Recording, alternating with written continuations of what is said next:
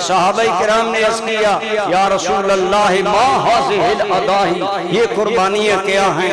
आपने फरमाया सुन्नत अबीकुम इब्राहीम, हजरत इब्राहीम अलैहिस्सलाम जो तुम्हारे अरबों में से अक्सर लोगों के जद्दे आलाए, ये उनकी सुन्नत है। उस सुन्नत को अल्लाह ने जारी और सारी रखा है। और कुर्बानी के बारे में हजूर आका करीम सल्लल्लाहु अलैहि वसल्लम से पूछा गया या रसूल अल्लाह कुर्बानी करने से हमें क्या सवाब मिलेगा?